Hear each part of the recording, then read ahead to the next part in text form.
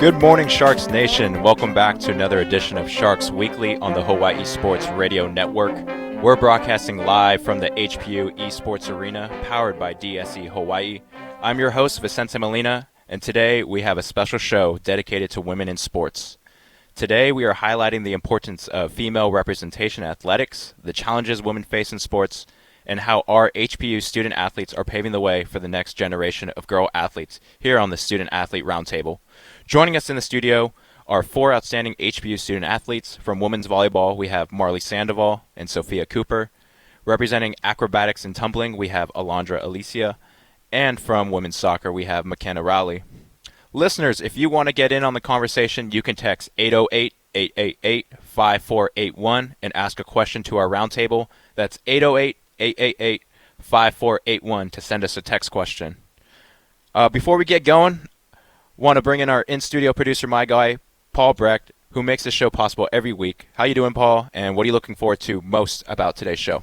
I'm doing well. Excited to be on with you. Excited to hear what all these lovely ladies have to say about their experiences here at HPU. I'm excited because we get a few different walks of life here for the Sharks, where you get the women's soccer aspect, you get the women's volleyball, and then of course, program we just spoke to very recently on this show have Acro and Tumbling back on to continue the spotlight on them. So really excited to continue to learn more about these student athletes and continue to push HPU sports in general. Yeah, I'm excited. Our first Student Athlete Roundtable of 2025. It's a culmination of diverse student athletes. And we'll go one by one. I'll start with you, Marley Sandoval. You're a junior nursing major from San Diego, California, and you're a middle blocker on the volleyball team. What's your journey as a female athlete been like, and how did it lead you to HPU?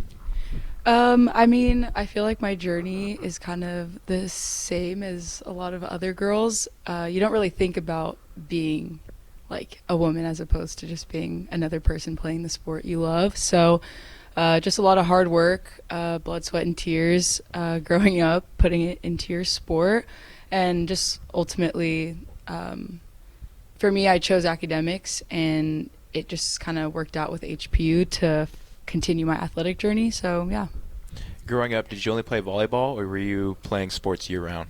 I was a softball player my whole life up until about my sophomore year of high school, and that's when I decided to play volleyball with my friends in high school and try it out, and then just realized that I liked it and I wanted to pursue it, and so, yeah. Nice. Glad to have you on the desk today. Sophia, I'm going to shift over to you. You're a sophomore psychology major from Portland, Oregon. You're opposite right side hitter as well. What's your journey as a female athlete been like, and how did it lead you to HPU? I think just growing up, I've always had that drive to be a student athlete, and definitely my siblings was that role model for me.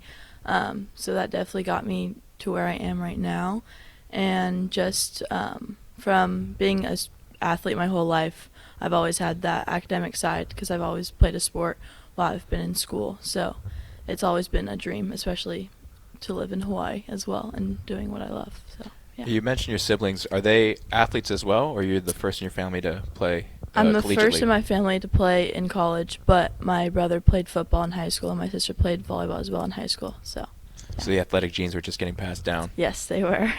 Very nice. All right, we're going to shift sports to acrobatics and tumbling, bring in Alondra Alicea, a freshman base from Wildomar, California. Alondra, how you doing today? What's your journey as a female athlete been like, and how did you end up at HPU?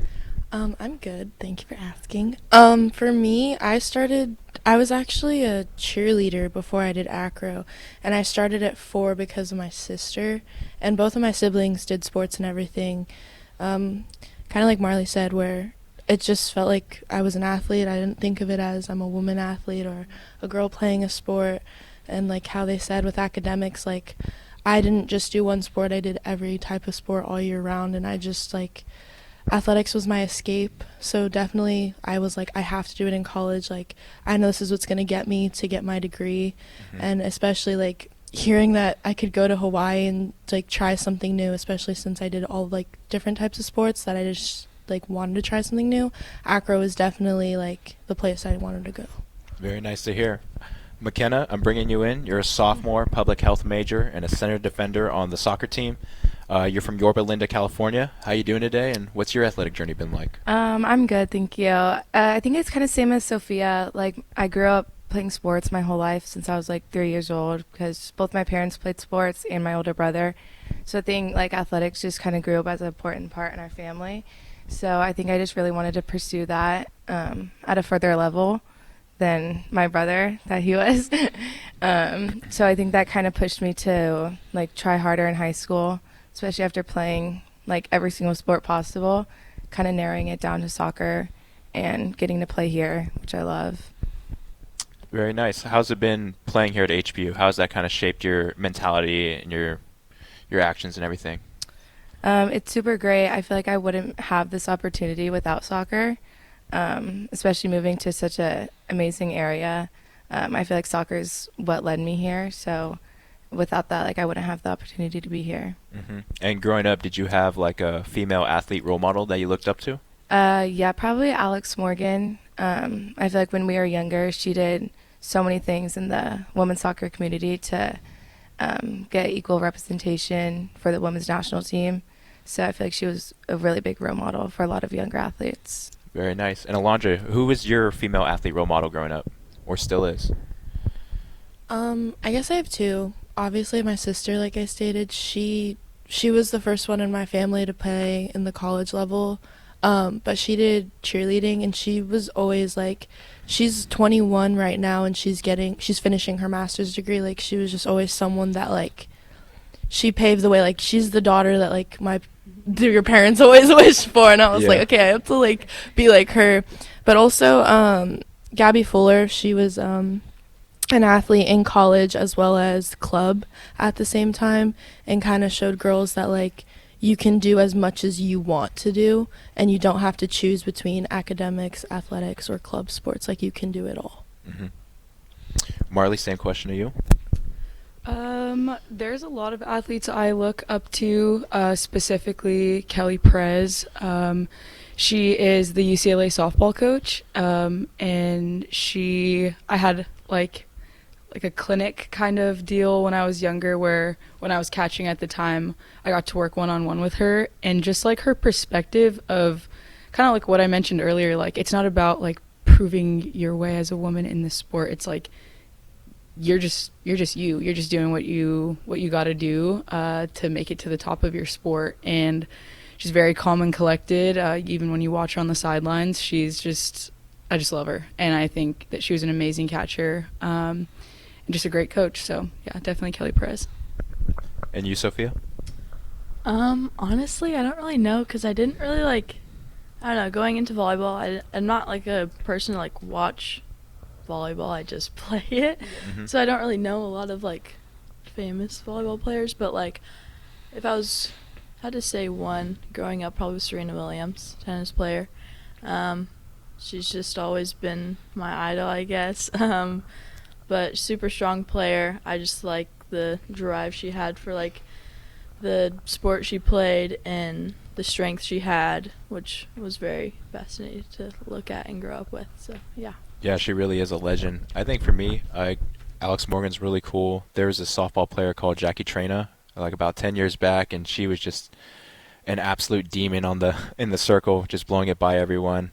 And then also my girlfriend, Jasmine Chandler, she was a middle blocker at University of Laverne, and I enjoyed going to all her volleyball games. And whenever she swatted someone, I just got hyped for her, and it's really fun. And I kind of miss those days, but those are my favorite women's athletes.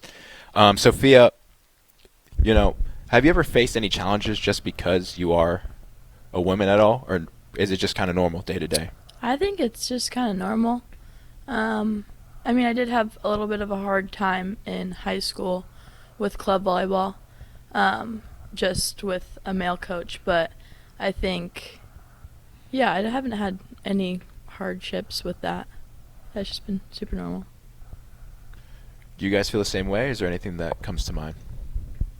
I think the biggest sort of challenge is just knowing that all the work that I'm putting into my sport, like, it kind of stops at college. I know that there's a couple of sports that have like professional leagues and things like that, but especially with softball growing up, when it had been taken out of the Olympics, which thankfully was brought back. But at the time, it was like everything that you are doing right now, like you're putting your whole like childhood social life on pause. You know, we had rules like you can't jump on a trampoline, you can't roller skate, you know, like things like that to keep yourself safe for your sport.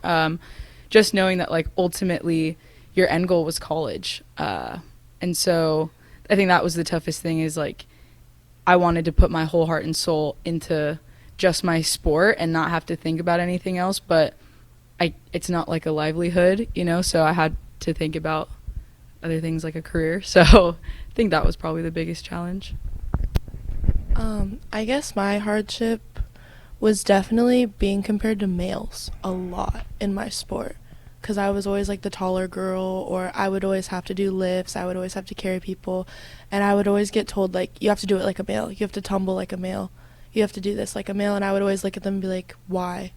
Like, just because they are supposedly can do it better, that doesn't mean anything. Like, I'm gonna show you guys that I can do it better just because I'm a girl. And I think that was the hardest thing for me. Personally, I haven't faced any challenges, but I think seeing it, I think the women's national team is a really good example of it. They're probably the best team in the world, and all their records and awards like prove it, but they don't get the recognition that a lot of other men's teams get, especially even our own men's team, which hasn't done as well as our women's team. So it's kind of hard to see the like imbalance of like their equal pay, everything. So I think that's one of the biggest challenges in women's soccer, at least. All right. Well, stick around. We're just getting this conversation started. Today's episode of Sharks Weekly is brought to you by Hawaii Pacific University's Ho'olumua commitment. HPU puts a private college education in reach by guaranteeing admission and at least a $15,000 scholarship for local high school students with a 2.75 GPA or higher. Visit hpu.edu/affordable for details. Hawaii Pacific University, Hawaii's affordable private university. You're listening to Sharks Weekly on the Hawaii Sports Radio Network. You're listening to Sharks Weekly on the Hawaii Sports Radio Network's 95.1 FM and AM 760. Welcome back to Sharks Weekly. And if you didn't know, February is National Girls and Women in Sports Month. So we're diving deeper into the experiences of our incredible athletes today and what it's like to compete at the collegiate level as women and the unique dynamics of female sports teams. Alondra, I want to start with you. For acrobatics and tumbling, and your position is base, what's something people might not realize about competing in acrobatics and tumbling? A lot of people don't realize most of our background is from cheerleading and gymnastics, so not one athlete is the same. So like, I'm obviously a cheer background since 4 years old. I've been doing cheer, but then one of my teammates can be doing gymnastics since 4 years old. So it's a lot of working together and trying to teach each other our sports, basically, like the tumbling technique to the acro to the tosses to teaching a gymnast how to be a top and having them flip in the air and trust us bases to catch them. Especially the meets are very different. It's not like a cheer competition. It's not like a gymnastics meet. There's different heats, and there's team event. There's acro 1, acro 5, 6, 7. It's all different, which is like amazing to see how new the sport is too. Mm-hmm. You know, when baseball's in there at 5 a.m. lifting, we see you guys coming in around 6:30, putting the mats out. What's your team dynamic like? What are you guys looking forward to in this upcoming spring competitions? So actually we come in at 5:45 every morning. My mistake. I know, because I have to wake up. You're good. I love our team dynamic. This is actually one of my favorite teams I've ever been on. Everyone's so happy at 5 a.m. It's actually stressful because I'm walking in just like, why is everyone talking and smiling? But everyone's so happy. Everyone's so willing to learn. And like the corrections, like everyone takes them so well. It's not, no one really has an attitude at all or talking back. Everyone just like listens and is there for each other. And like if someone's going through something, we can literally have a team huddle and tell them like anything, and the team will always be there for the person. Like when I was like at the hospital because I got sick, like my team was texting me, like checking on me, and like that's what I love about HPU is I feel like this is truly like a family. That's an awesome culture to be a part of. Marley and Sophia, I'm going to jump to you guys. What's something people might not realize being a volleyball player? I mean, there isn't like some big secret volleyball players are holding, I don't think. But I think specifically to HPU, there's a lot to it when it comes to like, making sure our trainers and things are there. And when we don't have them, like kind of like the fear we have, like just because injury is so high, we're jumping all the time. We have a lot of girls on our team. So when we play with two nets, there's just, volleyballs rolling everywhere. Like just the, I guess, rate and risk of injury is pretty high. But yeah, nothing too crazy. I mean, I would say the same. Nothing too crazy. But I think just what Marley said, high risk of like injury.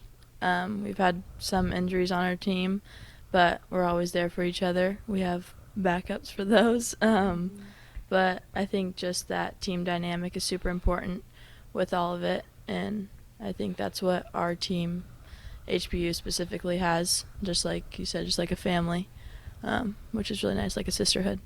Yeah, I saw you guys getting your off-season training in the other day in the Shark Tank. How do you guys like physically and mentally prepare for the season? What's your mentality like during the season? I think right when we step on the court in spring, it's like basically fall season. Like we start right then and there, and we have our handbook already written. We have all of these quote unquote like rules that we want to set for the fall, but they truly start like right in the spring. So once we get to the fall, it's just a habit, and we can just keep things rolling. And the only difference is just game time, and then we're already ready for that because what spring brought us. Yeah, to kind of piggyback off of that, I think something that's very special and unique about HPU's athletic programs is that you have the opportunity to take it very seriously or you don't. And so I think with that, you kind of see like who moves forward and who kind of stays stagnant. And so I feel like this spring specifically, I'm a junior now. I've been playing here. I've had my last 3 seasons. And there's never like a place where I'm like, oh, perfect, we did it all. Like, we're always striving to do better. And so this spring, out of all my years, we have kind of things on lock. We've set team values from day one.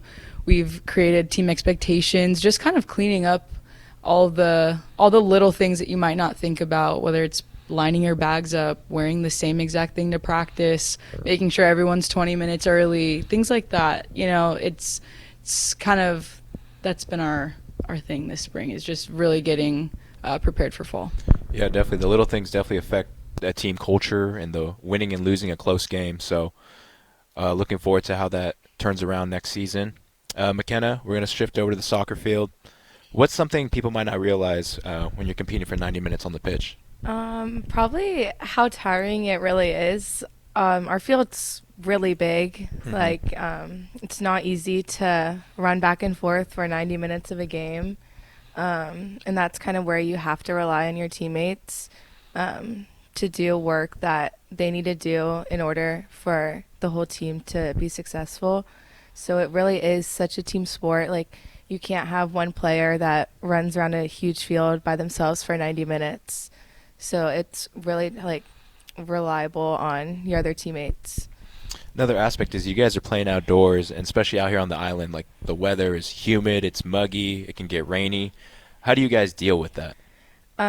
It's the same as any other sport. We're out in the morning at 6 a.m. and whether it's rain or shine, like the field's muddy, but you just have to do what you have to do.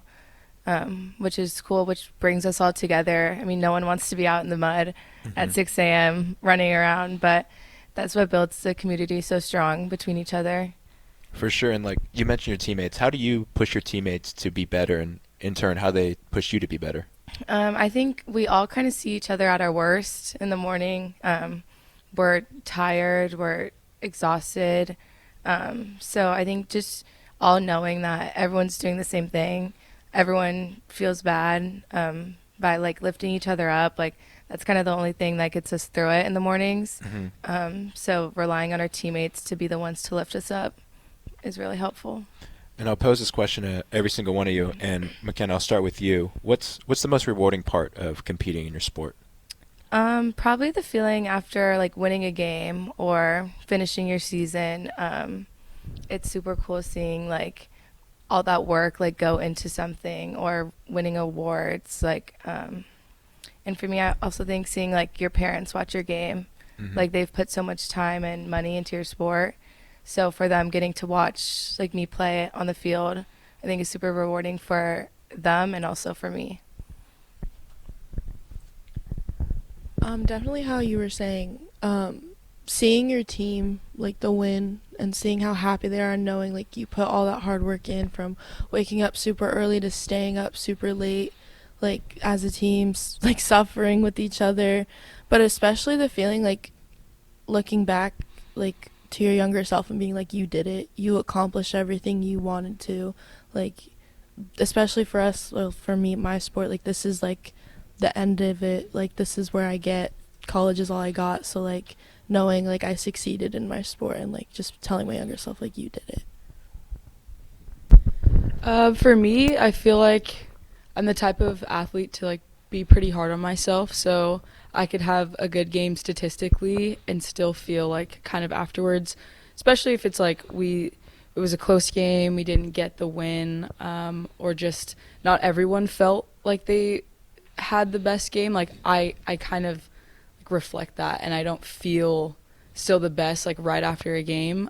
So for me, the most rewarding thing is like if I'm looking back at film, whether it's my kill, my block, or someone else's, when I see like the reaction from fans, when I see the reaction from my team, girls on the bench, like that's, I think, the most rewarding part. Like it makes me like teary-eyed watching it, just because it's like you have so much emotion in the moment of just like, I'm tired, this rally's going on a really long time, I've just jumped like 5 times in the last 10 seconds, like my legs are on fire, and you finally get the point, like you see everyone just like in relief, like celebrating you, coming up to you, like hyping you up really, because we're all just so proud of each other. So I think really just seeing how much your teammates and your sisters like really care about you and want the win for you, is just the most rewarding part. For me, just like McKenna said, definitely like my parents, because of course sometimes they can't come out to watch me play, so they're watching over the camera, and just like after those games getting that like text from my mom or dad being like, oh, you did great, whatever, like win or lose, just seeing that appreciation, because I mean they are the reason why I'm here. Super fortunate. And also like what Marley was saying, just that like congratulations of like our teammates, and after a loss, just like going back to practice knowing we're going to work hard and we all still have those smiles on our faces even if it was a tough game. But yeah, definitely my parents and my teammates definitely are the best reward after a win or lose game. Yeah, we as athletes, we can't do it by ourselves, and you know, we got to rely on our teammates and our support system, and it truly makes a difference on how good we can really be. We'll be right back, and support for Sharks Weekly comes from Hawaii Pacific University's Doctor of Physical Therapy program, a hybrid 24-month program working to sustain Hawaii's healthcare workforce. Learn more at hpu.edu/DPT. You're listening to Sharks Weekly on the Hawaii Sports Radio Network. You're listening to Sharks Weekly on the Hawaii Sports Radio Networks, 95.1 FM and AM 760. And we're back with Sharks Weekly, and now we're talking about breaking barriers and what it means to pave the way for future generations of female athletes, and what still needs to be done to grow women's sports. Sofia, I'll start with you. Women's sports are growing more than ever. There's a lot of increased media coverage, more sponsorships, more women in leadership roles with coaching and sports management and even broadcasting. What changes have you noticed growing up and over the last couple of years that come to mind? I think one that just comes straight into mind is the Nebraska volleyball team, and they sold out of their game. They had to do the football stadium as their court, and they sold out that game, which was really fascinating to see, because I think that was like the biggest jump that like I saw. I mean, it was last year, I think. Just seeing so many fans and little girls, and going to that game, and even people watching the game. It was super cool seeing photos from it, and just all the people that like wanted to be there. And it was nice to see like a whole football stadium packed with fans when they're not watching men's football, they're watching women's volleyball, which was very cool. And our beach volleyball team takes on Nebraska this season, right? Yes. Did I see that right? Yes, they do. It's going to be good. That'll be a good matchup. Yes.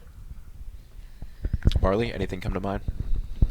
Yeah, I can't speak for all programs in the nation, but I think if we take it back to just how like familial HPU is, like we're close with our assistant coaches, our volunteers, their kids, they're all of our aunties who come and support us, like it's different here. And I think I came from a club back home that was a lot of, like myself, Polynesian girls, so I was kind of prepared for this.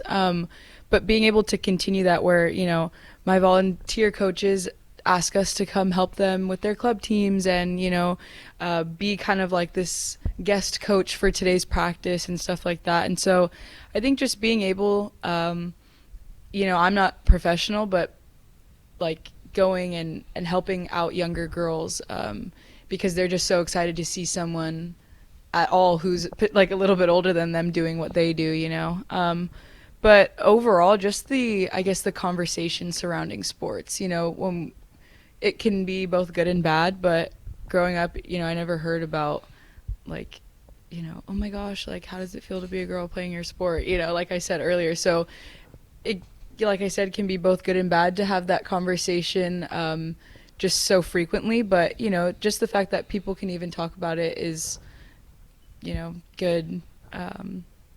Good press, I guess you could say, about it, just to keep everyone's minds rolling about like, there's not that big of a difference, just to be even, be fair, and that's it. Alondra?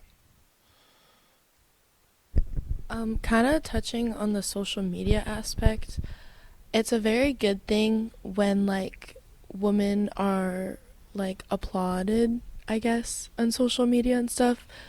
But one thing that makes me very frustrated is like, I love how big of a deal it is, but sometimes I'm like, when a man gets posted, it's like, oh, a man got posted, but for a woman, it's like, I don't know how to say this without sounding bad.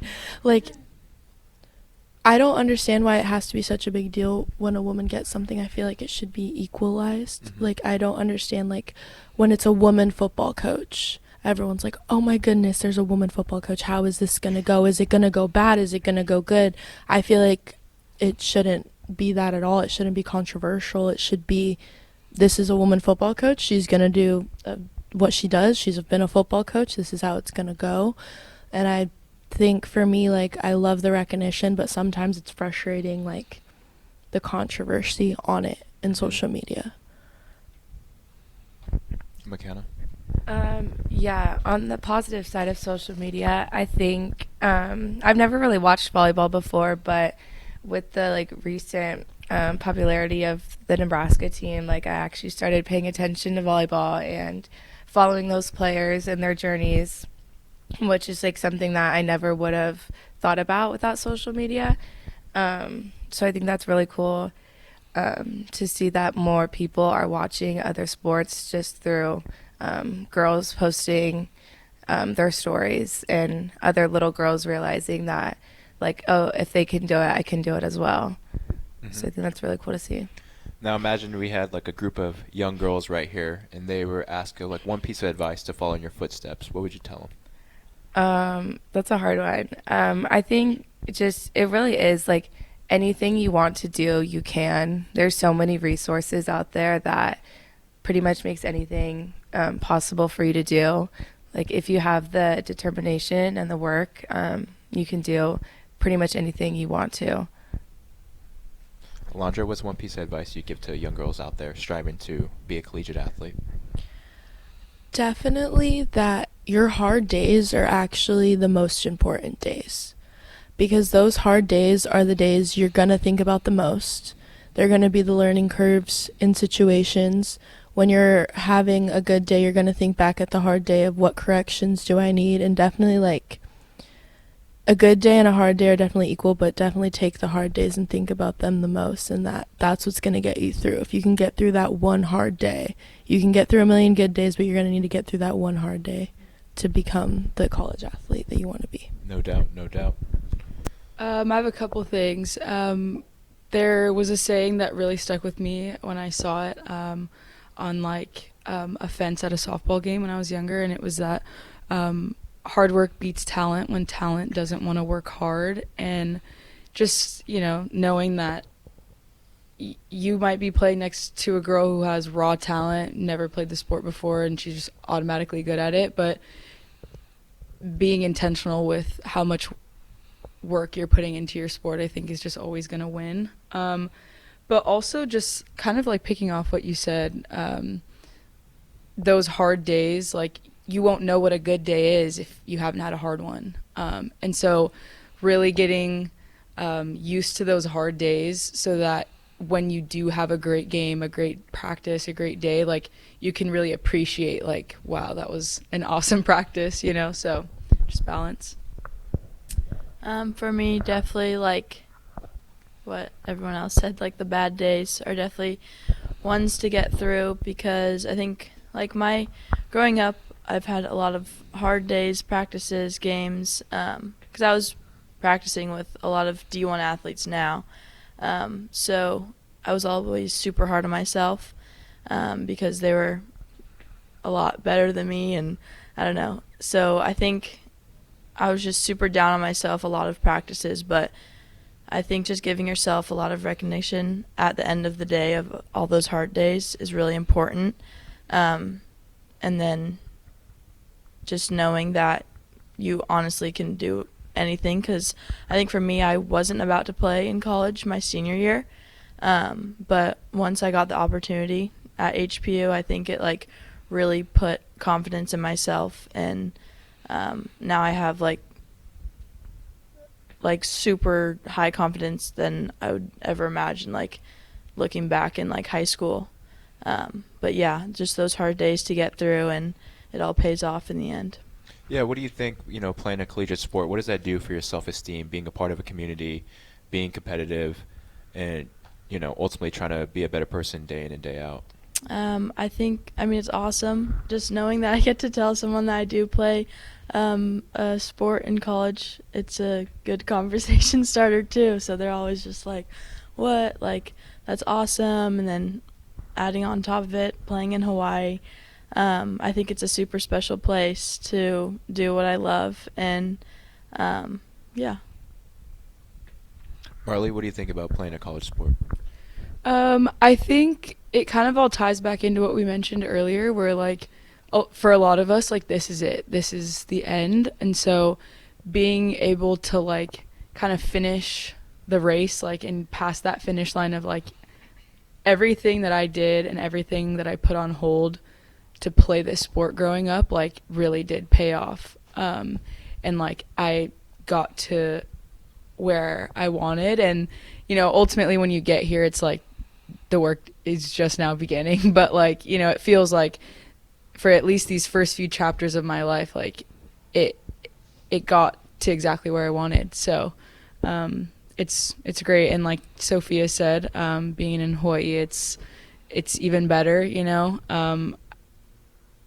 There's something, I think, that changes the dynamic of your team, especially playing with local girls and learning about the culture and the history. It just makes everything you do here so much more rich, because you really appreciate the opportunity you have to be here and take up space here. So, yeah. Alondra, how's the experience? This is your first year in college. What have the growing pains been like, and what are you learning every day? Definitely for me, kind of the self-esteem thing.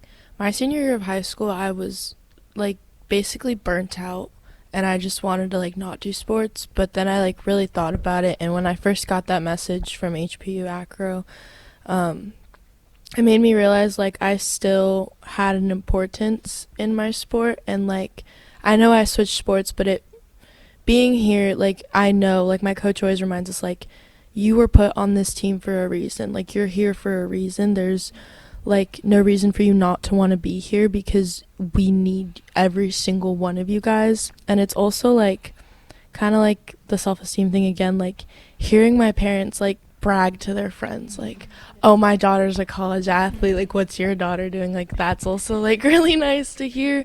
And also like just knowing like I need to be there for my team, and like I like being a college athlete because it pushes me to be better as a student, not only an athlete. And McKenna, will wrap up with you.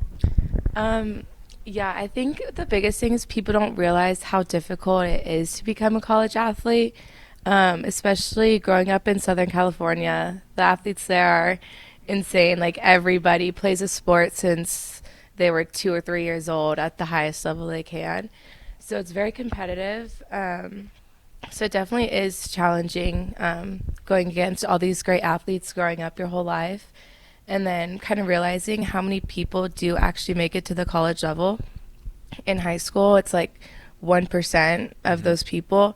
So I think once you get through that, like, realization of, like, wow, I did that. Like, I was in that small percentage of people, kind of changes your perspective on, like, I do have a place here on this team. Like, I'm here for a reason. Like, and then it makes you want to put in that work even more and show everyone like why you're here and why you deserve to be playing.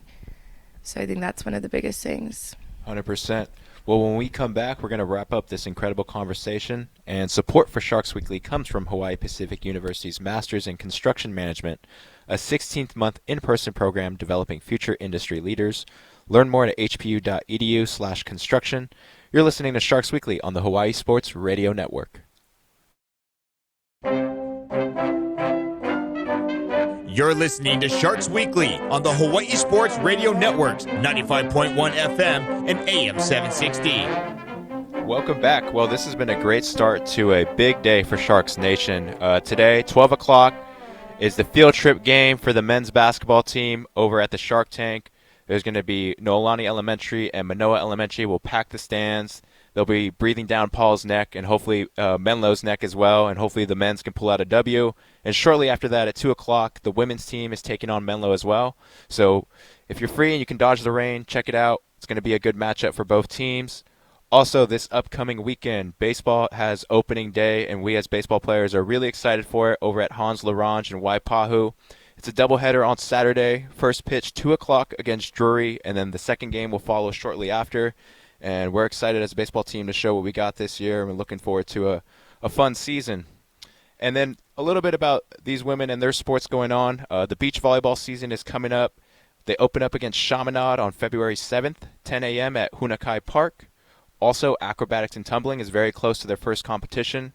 They fly out to Azusa Pacific University, and we'll take them on February 11th. And the women's soccer team is in their off-season training phase, preparing for their fall 2025 season. All right, ladies, we're going to have a little bit of fun here. First question, what's been your most memorable moment at HPU, McKenna? Probably our game against Concordia last year. They're always a really tough competition, and we were down and ended up scoring in the last, 5 seconds. So that was probably one of our best moments. Everyone rushed the field, and we were super excited. Alondra, I know you've been here for a short time, but so far, what's been your most memorable moment?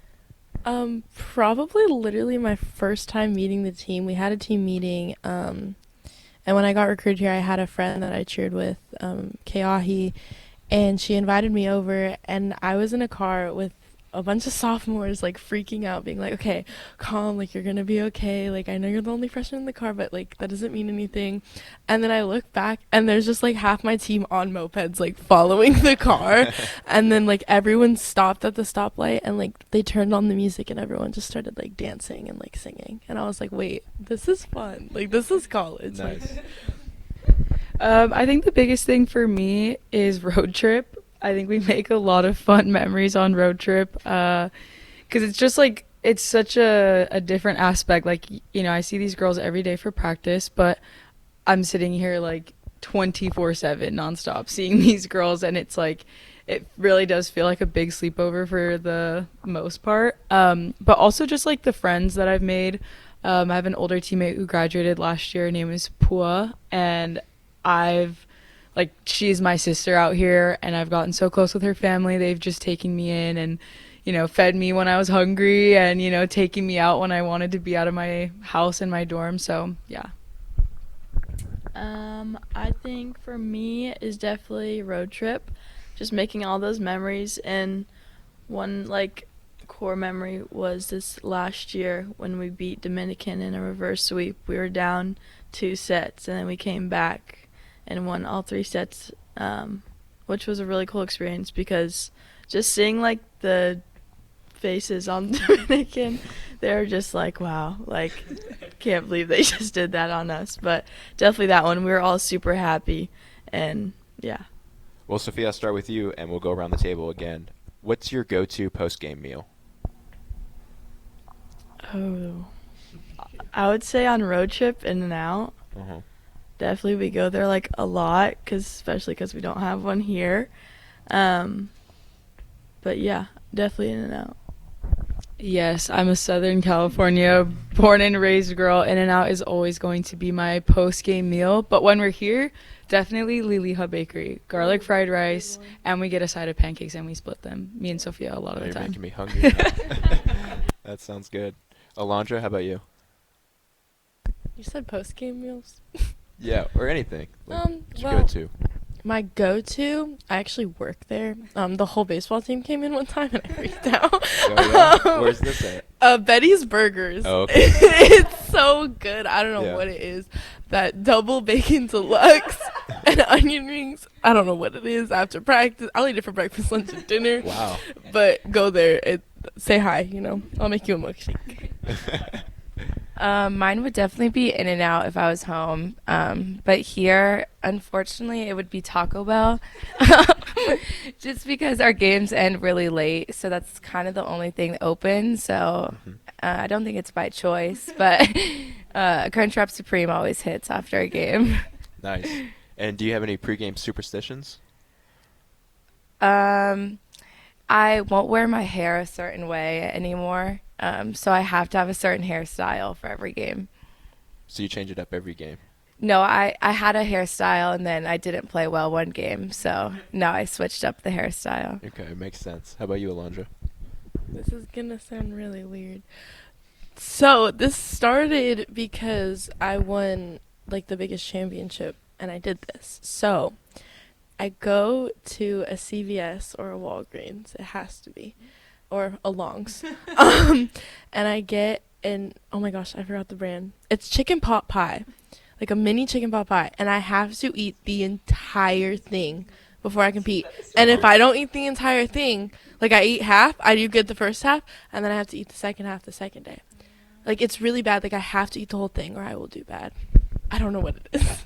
Interesting. I've never heard something like that before. Yeah, mine's kind of on the not so crazy half, but yeah, hairstyle vibes. Like I start the season off with a certain hairstyle. This last season I was wearing a bun, which is crazy because usually I have my hair out, and then if I don't do that great, I've got to switch it up because it's just not holding the vibes anymore. So definitely hair.